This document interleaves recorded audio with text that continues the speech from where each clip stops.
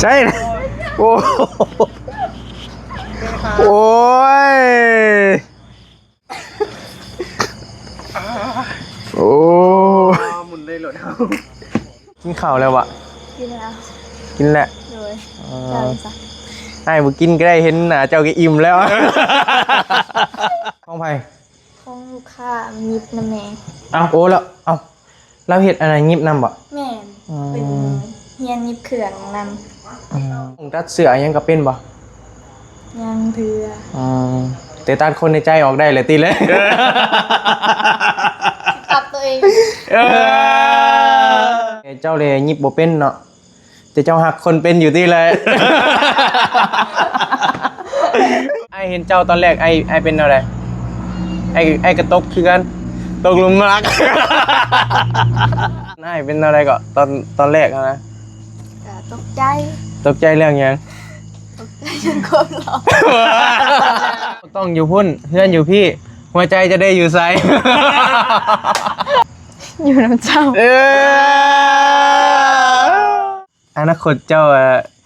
เจ้าสิไปอยู่น้ำอ้ายเลยอ้ายมาอยู่น้ำเจ้า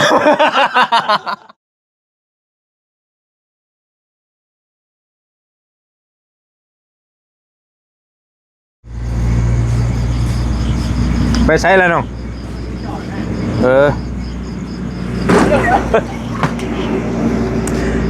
ใช่โอ้โอ้ยเดี๋ยวน้องโบกันจับเบิ้งเลี้ยวเบิ้งอยู่อันนี้น่ะค่อยโอ้หมุนเลยหลดเอาโอ้ยมันเป็นยังมันคือล่มเลยแท้รถครับบอมันนี่มันขาข้ามกุดโก้ไม่ล่ะเอาหินก็ได้ตอนไม่นี่แหละพอจอดอยู่กินนี่ก็ล่มมือทึกอยู่หันกะกับอันตอนน้องๆคนอยู่น้ำกันนี่ล่ะเอาหินนี่ก็ได้ได้อยู่มาเอามารถ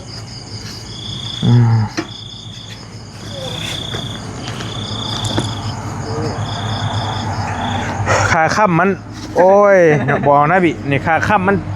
ต้องเปลี่ยนใหม่แล้วไงวะ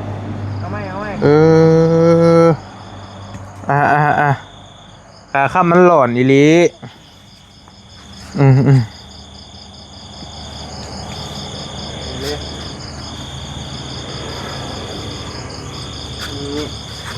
ก็โอ้ยรถเกิดตั้งร้อยดิเนี่ยเว้ยทางน้องบี้เพิ่นมาแล้วพี่น้องเนาะนี่ก็ได้บ่เห็นบัดมือนะมันนี่มาตอนการเลี้ยวพี่มาตอนค่ำๆมาตอนมืดแม่นบ่ยาได้เมื่อคืนนี่ฮะโบบอกว่า11 โมงจะเมื่อบ่ฮอดบ่ฮอดบ่ฮับความจริงแล้วแสดงว่าน้องโบตัวอ้ายซะบ่ฮอดเราบ่ได้บังมุ่งนะประมาณ9 โมง 10 โมงนี่แหละถ่ายคลิปแล้วก็เมื่อยมาส่งที่นอนแม่นบ่มาส่งที่นอนเนี่ยพอไซเบลพอไซเอาที่นอนมาเซอร์ไพรส์ให้เบล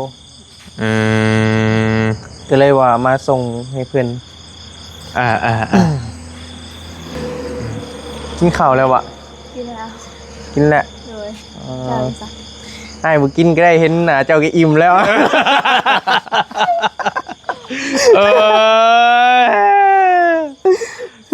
บ่ได้เห็นหน้าเห็นหลังคาก็พออยู่เห็นหลังคาบ้านเลยโอ้ยเว้ยอยู่กับไปอยู่กับข้าวเอื้อยอยู่กับแม่เด้แม่ไปอยู่ในบ้านทางสะดวกที่สุด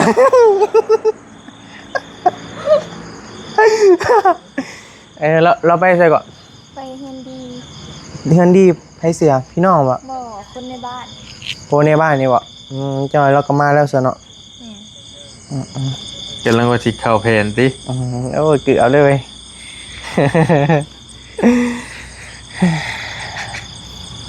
เป็นไงมื้อนี้ฝนตกเบิดมื้อเลยเนาะมาได้เว้นบ่ไอ้ ก็บ่เว้นปานใดไอ้มาก็อยากค่ำแล้วตอนนี้มาส่งทีมงานลาวใต้เพิ่นเมื่อเด้ โอ้ กี้ก็ว่าสิขึ้นทั้งเทิงพุ่นแหละแต่ว่ามันกระเทินไป โดย ก็เลยว่าเป็นมือใหม่พุ่นละจังว่ากัน นะ เออ ว่ามันก็ค่ำเลยเด้เนาะ ค่ำแล้ว คือเห็นว่า จะไปสัมภาษณ์กันอยู่ใช้คืนนี่เกณฑ์ที่อยู่นั่ง โอ้อยู่ห้องเบลหุ่นอยู่ที่นอนน่ะบ่ เอาหมองนอนใหม่บ่ แม่ โอ้ เบิ่งบ่นอนใหม่ ก็เห็นผู้นี้ก็ว่าให้ว่ายังอยากได้ที่นอนที่นอนว่าซั่นดอก อยากได้บ่ เออ อดเอาเด้อ เดี๋ยวถ่ายถึกเลขก่อน จะต้องดาวว่าให้น้องเพิ่นได้บ่ได้ ต้องดาวแม่นบ่ต้องดาวให้เพิ่น โดยที่นอน เจ้านอนอยู่ไสก่อนล่ะ นอนอยู่นอกแม่ นอนอยู่นอกกับแม่อยู่ว่างได้นะ กลาง พาให้เบิ่งเขา เบิ่ เบิ่ ง งได้บ่ ได้บ่ ได้ บ่เป็นหยังไอ้เขานำอยู่ไป บ่เสียหมูติ ปันนั่นตีไปพอแล้วก็เขาทางไหนทางนี้ล็อกแล้วบ่ โดยโอเคอยู่ใช่เฮ้ยขออนุญาตเด้อเบิ่งขออนุญาตเข้าก็เข้าเป็นเทื่อที่สองแล้วเจ้าเก็บหยังก่อนบ่ของไผนี่ล่ะ อะไรก็ อันนี้ของไผ ของลูกค้ามิบนะแม่ โอ้แล้วเราเฮ็ดอะไรยิบนำบ่ แม่เป็นเฮียนยิบเครื่องนำยิบสิ หักยิบสิ้น โดย ตัดขากางเกงขาส่งอหย่างที่บ่ โดย เอาเลยแพงบ่สมมุติเฮาตัดนี่ ก็60-70เป็น ต่อพื้นหนึง ต่อพื้นหนึง ประมาณ100 บาท ก็โอเคอยู่ได้เนาะ นี่เพราะว่าเพิ่มสิยิบได้ ใส่ผ้าก้าวกับประมาณแสน ผ้าก้าวคือแบบใด อัน แบบนี้วะ ในทางใน อืม นี่มันจะเป็น โอ้ใส่นี่ฮะ แม่ เจ้าก็ยิบเป็นบ่ บ่เป็นยังบ่ทันมีเฮียนแม่บอกให้เฮียนอยู่ยังบ่มีเวลา ตัดเสื้อยังก็เป็นบ่ ยังเถื่อ แต่ตัดคนในใจออกได้เลยติเลย ปรับตัวเอง โอ้ยเลยบอกเรื่องเลยเนาะ บ่กล้าเว้าเลยเสื้อได้ อยากตัดตัวเองออกได้เลยเราอ่ะบ่กล้าเว้าแล้วคันว่าได้นี่เป็นหยังคือว่าตัดไอเอง อ่า โอ้อยากให้กล้องนี่หมุนไปเองได้ไอ้ที่ออกไปอยู่ทั้งนอกอ่ะนะพี่น้อยนะเจ้าเฮ็ดบ่เป็นติล่ะนี่ยิบบ่เป็น ยังบ่ทันได้เฮียนเถื่อ ตัด เฮ็ดบ่เป็น ยิบ ติ ยังบ่เป็นเนาะมีแต่แม่แม่นบ่ แม่ เจ้าแลยิบบ่เป็นเนาะแต่เจ้าหักคนเป็นอยู่ที่เลย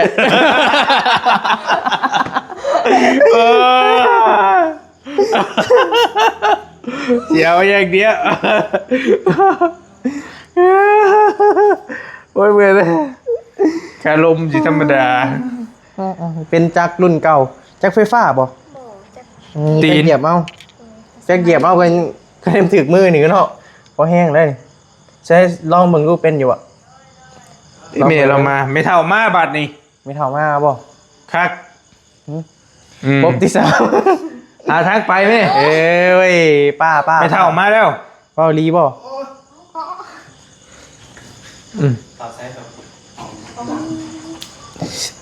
สโลมเรากับโพดว่ายังบ่ไข่บ่น้อง มันก็ยังแหละใส่ไว้จนหมดเปลือก เอาพักผ่อนก่อนซะนะ ก่อนมัน ตามสบายเด้อเพิ่นเข้าห้องเด้อเดี๋ยวไอ้เข้าไปนี่นิดนึงแล้วเฮาจังไปนั่งล้มกันอยู่นอกก็ได้ โดย ก็เลยอยากมาเบิ่งว่าน้องเบลบ่แม่นน้องโบนอนอยู่ไสหั่นน่ะมองใดพี่น้องนี่เนาะเบิ่งขออนุญาตเด้อว่ามันก็บีบพาเนี่ยขอโทษเด้ออันนี้บ่มันพอเจ้าหายังบ่ทันเคยเห็นจักเทื่อกูพอกูเราหากระเสียไปนี้น้องไอ้ขอโทษเจ้านอนใส่ นอนนี้นี่แหละ นอนนี่เลยบ่ล่ะนอนสาดยังประมาณนี้ฮะ เสือตัวนั้นมาปูไปเตยนอนนี่ ตัวใดเสือเจ้าตัวนั้นบอกตัวแดงนะ พอมื้อเว้นนี้ไอ้ก็ถามว่าเป็นนอนใส่จังใดหั่นนะแต่ยังบ่ได้สร้างเข้ามาเบิ่งอยู่ใน นอนในกลางเฮือนนี่เลยบ่ จะต้องอันนี้แล้วบี้เอ้ย หืม ดาวมาแล้วที่นอนเท่าไรที่นอนคือซื้อมาให้เบล 6,500 เป็นอย่างดีเลยแม่นบ่ โดยยางพารา ของแท้เลย แม่น 6,000 กว่าบาท โดย โอเคอันนี้เบิ่งได้บ่ล่ะเสียแล้วเออ โทรทัศน์ เออ อันนี้ห้องไผซะ ของแม่ เอาไปคือบ่นอนห้องนี่ ทะเลนี่แหละแต่ก็มันห่อนนี่ อืม เครื่องใน เพดานกับทะเลนี่ มีแต่เนาะ มีแต่แบบนี้ อันนี้บ่ฮู้เจ้าแต่ยังน้อยนะอันผู้เซล่านี่แม่นเบลนี่ผู้ตะลุมเลยแม่นโอ้โบนี่ก็แม่นบ่นี่เอาเลยบีมือไอ้ปิดแสงกันมันสิเห็นกัน เห็นบ่ นี่พี่น้องแต่พอจะเห็นได้อยู่ได้ อันนี้ไผ เอ่อ อันนี้เด้ออันนี้ไผฮะ ปล่อยนี่แหละ นางฟ้าในดวงใจ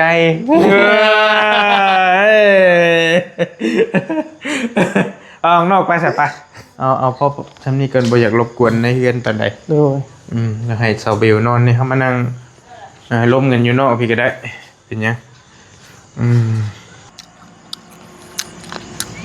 จะบอกน่าสิคายน้ำปากว่าไงนะบเอาได้เหตุตัวนั้นบเอาตัวนั้น บอกนะ บริสีแขวให้มันแจ็คที่นอกมันบอยที่บ่ ชี้อยู่ได้อ่ะ ที่เขา ชี้เขา ชี้เขายัง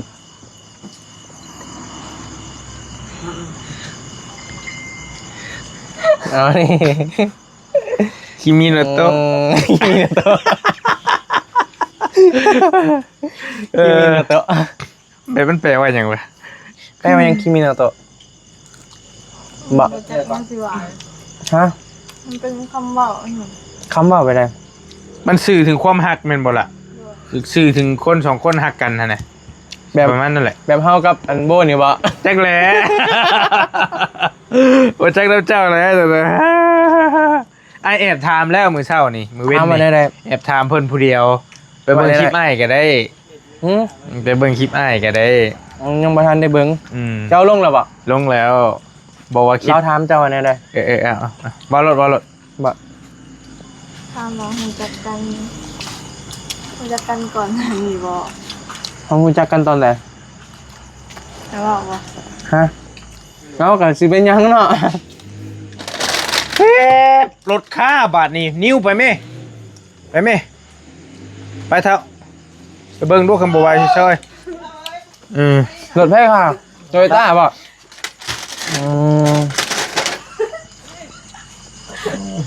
โตโยต้าบ่ เบิ่งก่อนถ้าบ่ได้สิไปน้ โดย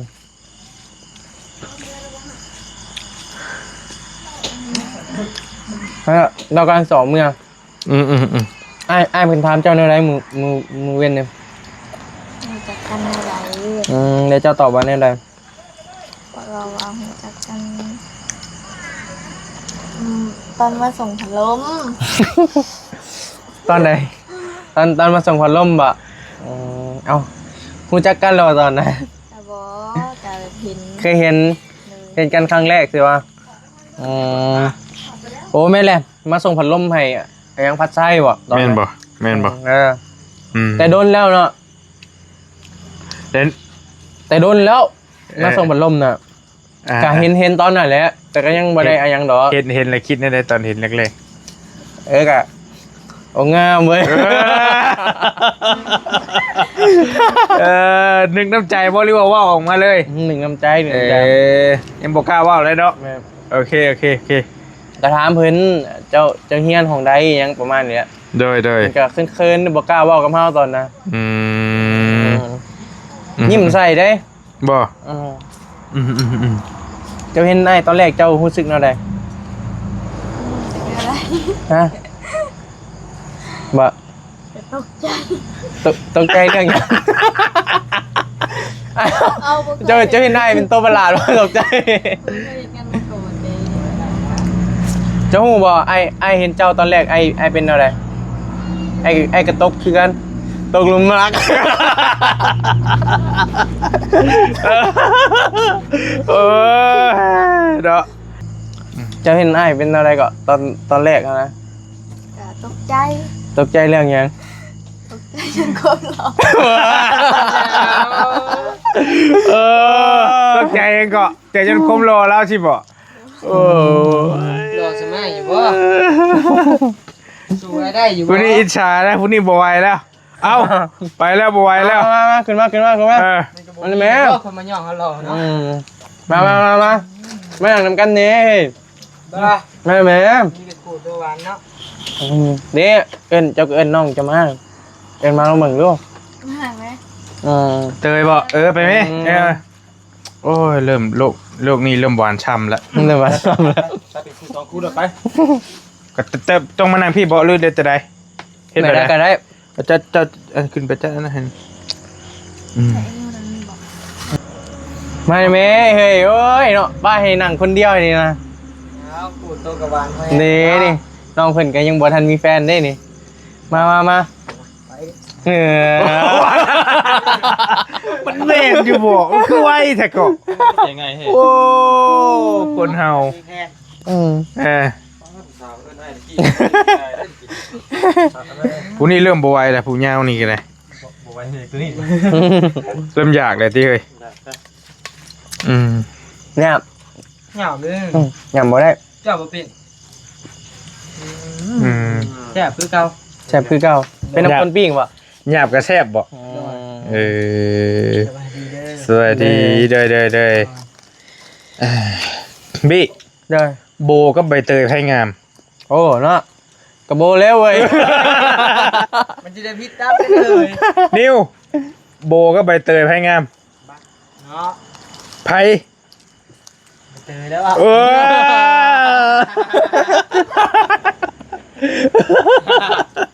เอ้ย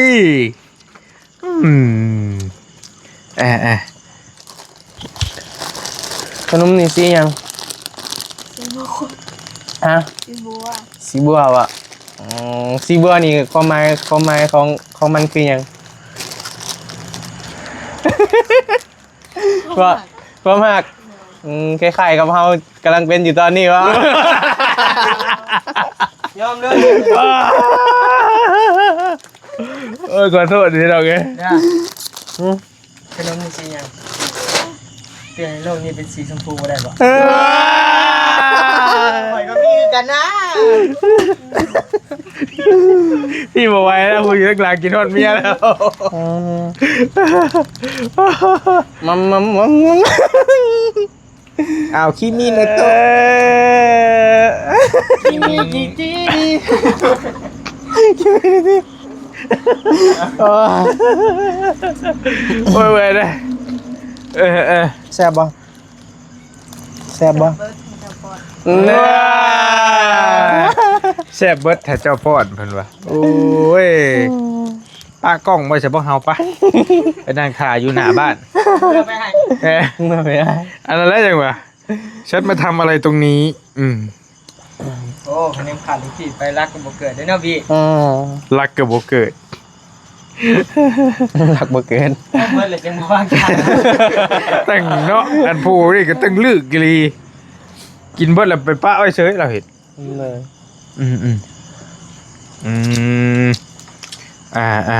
เห็นน้องไอ้ถามเราแล้วมื้อเช้านี้ ถามมาแล้ว ถามหลายอย่างอยู่ไอ้ก็บ่อยากจื้อปานใดรู้สึกว่าถามว่าคิดหยังกับบี้นี่แหละก็ถามอยู่เด้คิดอะไรกับบี้เห็นนะถามอยู่ เจ้าคิดอะไรกับพลอย หวานอยู่ หวานหลายสุด ความหมักมาสองคนเห็นหวานตรงนี้ได้บ่เอามาให้เนาะเบาเนาะมองบ่อยู่นะหนัก เอ๊ะ อยู่ ใช่น่ะ ใช่ แต่บ่สิเบิดซองนะบัดนี้ มันต้องมี3อันที่เราเห็น มั เนาะ นต้องมี3มัน อ้ายบ่เอาบ่ซะ บ่ต้องเอาจังเอาวะ เอาซะเอา เอาเจ้าบ่ต้องเอา จะว่าหยังกินนี่ทำไมว่าไม่บ่ได้ยิน บ่ได้บ่ยิงคุณละเทผู้ยิงถามผู้ยิงอยากค่อยๆน้องเพิ่นสิซื้อว่าขนมมันหวานบ่นะ ถามไหมเนี่ยบ่ได้ยิน ไม่เลยเย็นพี่เย็นบอก ญาติดิดิ ถามได้ คือเจ้าถามกี่นี่แล้ว มันผ่านไปเลยดิ ถามไหมบ่ได้ยิน ชิมไหมจ้ะ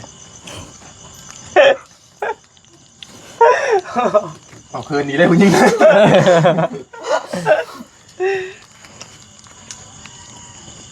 เนื้อใหม่ละ บ่แล้วบ่ได้ยินกินนี่เอาว่าเด็ดอยู่ได้กินนี่เจ้าถาม ทำไมชิมไหม รอให้เรากิน หวานอยู่ว่าขนมนะ หวาน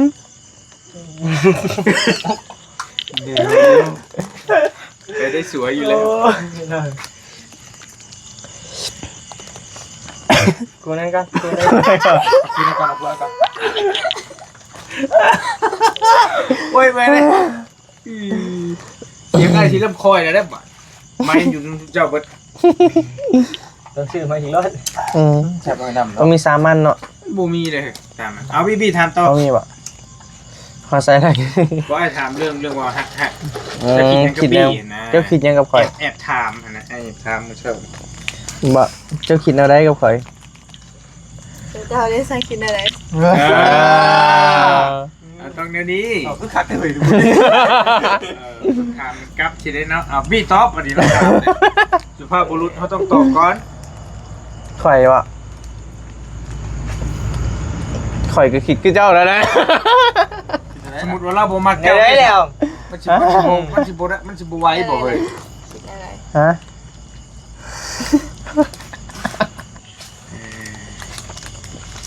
จะฮู้ได้แล้วว่าเราคิดแบบใดจังได๋คือว่าคิดคือกัน เพราะว่าเราสองคนใจตรงกันอยู่แล้ว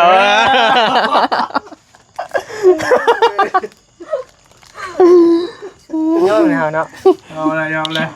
แม่นบ่แม่นบ่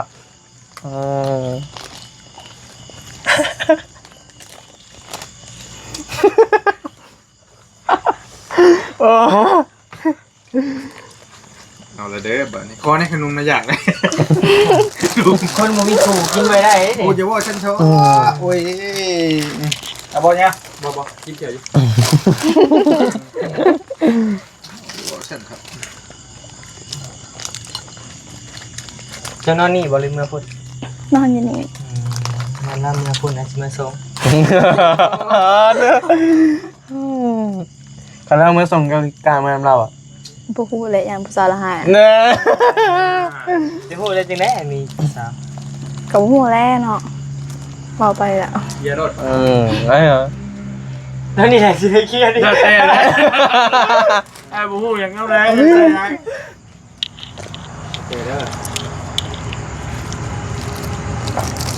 แห้งจอยแล้วกว่าเก่าป่ะ เฮงจอยลงกูก็ฮะ เป็นโบวี่ก็ได้ขยี้ข้างในอย่าข้างหนึ่งเลย เราอยากฟังมุกเจ้า เห็นแล้ว แนวยังไม่ทันเห็นชัดเจน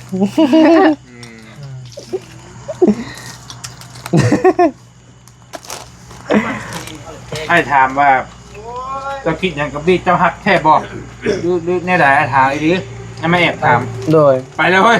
ไปก่อนไปเจอบัตรเนี่ยเงี้ยวโอ้ยเตะเลย เหงียวแตกเลย อันไปเตะเอาไม้ไม่ให้ไอ้ก่อนนิ้วนี่เนาะเนี่ยเตะเนาะ เจ็ดเลยทีเดียว ไอ้ถามว่าจะมักแท้บ่ไอ้บี้นะมักซำใดเราก็ว่า50ที่เหลือก็ไปทำไอ้บี้อีกเทื่อนึงแล้วว่ะ 50 2 เทื่อ50ก็เป็น100เลยเด้ เราว่าในนี้เราว่าไม่ล่ะก็หมายว่ามันยังเล่านี่50เด้ต้องมาถามเจ้า น้ำเหล้าก็50น้ำเฮาก็50เด้ เป็นเท่าไรบัดนี้ ต้อง100เด้มาบอกกันเด้แม่นั่นวะ ขอยับเก่าบัตรในผู้ชายกัน แม่นั่นวะแบบใดแบบไหนที่คุณจะรัก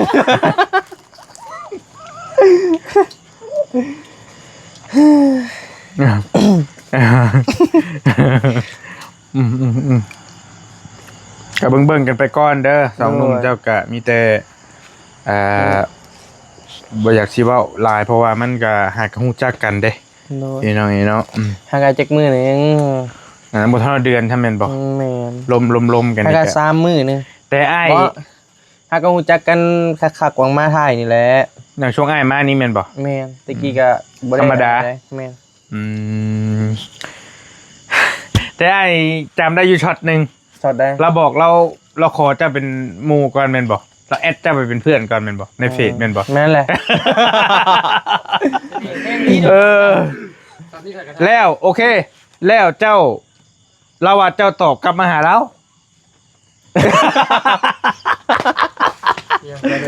เอาผู้นี้แอดไปเป็นหมูแล้วผู้นี้ส่งกลับคืนมา ส่งได้ส่งได้บ่ได้บ่ ฮะ บ่ได้บ่ บ่หับแอดตีหับแอด ทักครั้งแรกส่งไปได้ส่งได้ เอาเราแอดเป็นเพื่อนเด้ คุยไปทักไปก่อนสาวทักไปถามแล้ว บ่แมน ฮะ บ่แมนเราว่าบี้ส่งหาก่อนผู้นี้เริ่มออกแล้วอยู่บ่ได้แล้ว ไปถามแล้วว่าเจ้านี่ไปติดตาม TikTok แล้ว อืม คอมเมนต์ใน TikTok แล้ว เดี๋ยวเห็นว่าเป็นน้องเบลเด็กเลยว่ากดไปนะตอนนั้น คนฮู้จักสิบ่ แม่นตอนนั้นก็ยังบ่ได้อะหยังดอก ตอนนี้เด้ ฮะตอนนี้ก็ว่า ตอนนี้ก็จังหวะเด้อเนาะ ตอนนั้นก็กดไปแบบเห็นว่าเป็นน้องเบลอะหยังหั่นแหละประมาณนั้นแหละ เออ ก็ยังบ่ได้อะหยังหลายดอก น้องโบนี่เนี่ยน้องโบสวยนิสัยดีอย่างมากเลยบ่าวนิวอหย่างก็บ่าวนิวน้อย ก็ได้บ่ ได้นิวน้อย ฝากนี่นี่ ใจได้เฮาบ่ดิ นิวน้อยอีกอย่างนี้นะมันเด้ เสื่ ง อม อยู่นั่น เสื่อมในมุ้งเลยบ่ แม่นแหละนิวน้อยโบบี้ยังมีอยู่ไหนนี่แมนมีอยู่นี่น่ะเนี่ ใจ ย ได้เฮาบ่ คนรวยๆอยากค่ะ ทานนะตัวเนี้ย เบิ่งได้โอเค คักเนาะ ล้มกันแหละไอ้บ่ให้เป็นประเด็นก็ได้เอาอืม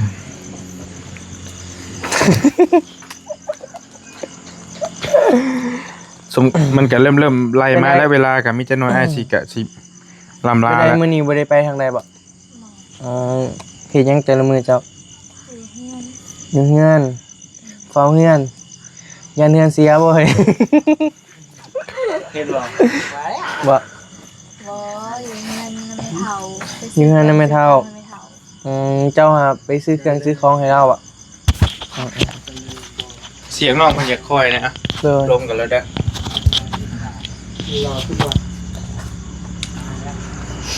เป็นยังบ่สบายวะ หมอ เป็นยัง เสียงคอยที่สุด อืม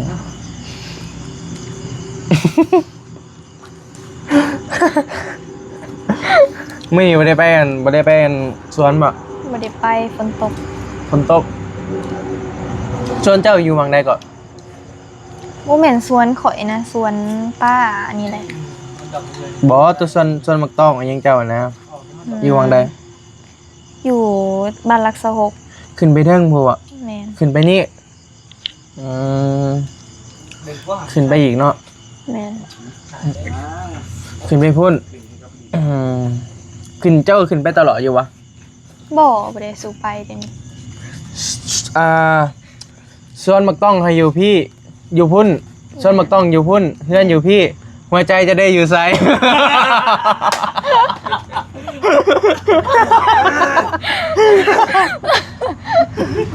ตามให้ยังติดก็ให้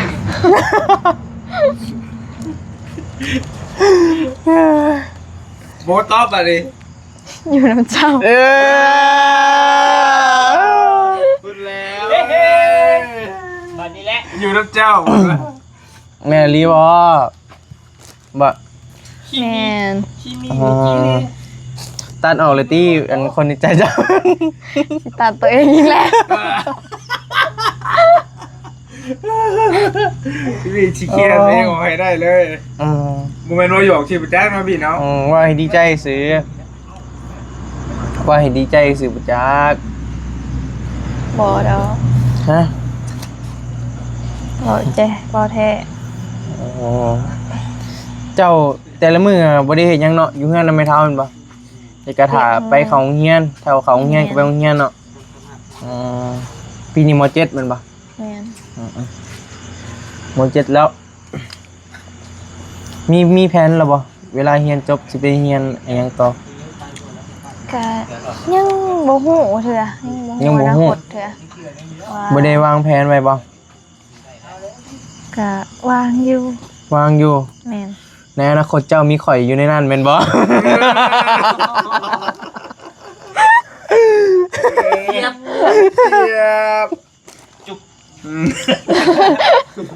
จะไปจุ๊บบ่ จะวางแผนไว้แนวใดบ่ แผนแบบใด แผนอนาคตนี่แหละ อนาคตวางแผนไว้ก็คือเรียนจบอยากเป็นตำรวจแม่นบ่อนาคตนี้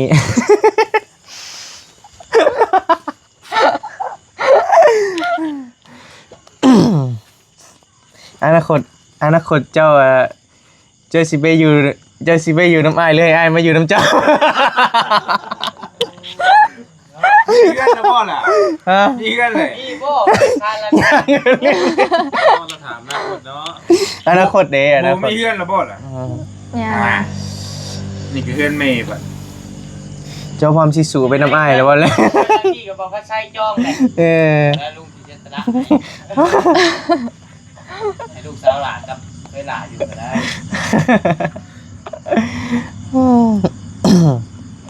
กับบริแต่ว่าบี้นะมีเดินแล้วประเด็นนะเนาะ โดย บี้จะมีเดินแล้วแต่ว่าเฮาเว้าเรื่องอนาคตบ่ทันอยากเว้าไปไกลปานใด โดย เรื่องอนาคตเด้ แม่ แต่ น โบนี่บ่มีเดินมีอยู่เนาะ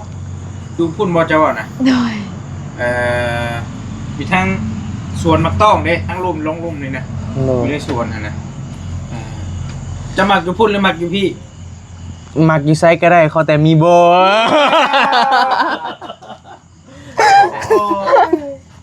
เชียบจุ๊บเอาเป็นเลยทันทีดูใส่ก็ได้ขอแค่มีโบอยู่น้ โบหมัดผมบ่ ฮะ โบหมัดผมบ่ โบหมัดใจ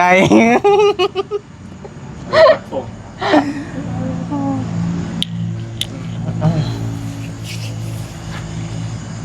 แมวเจ้าบ่ บ่ แมวไผ แมวคนในบ้านนี่แหละมันมา อ๋อมันขึ้นมาอยู่นี่ ข้อยก็บ่ฮู้ อืมแมวจร ให้มันกินรถบิ เจ้าอิ่มแล้วมันมาอยู่นี่คู่มือเลยบ่ แม่น อ๋อ จะยอดจมูกมายืนเพิ่นลุงน่ะอยากได้มาอยู่แล้วนี่ มือคืนนี่อัดประตูเขาเลยเจ้าว่าป้อพี่ลึกอีหลี ไอ้ก็เห็นอยู่เอาเลยถ่ายอยู่ในห้องพูดนี่บ่เราเองบ่ ฮะ ของเราเองบ่ ปัดห้องโต้นน่ะแหละ บ่เราก็อยากปิด อัดเขาเลยเหรอ เราก็ยังบ่ได้มาอยู่เด้เราปิดใหม่เด้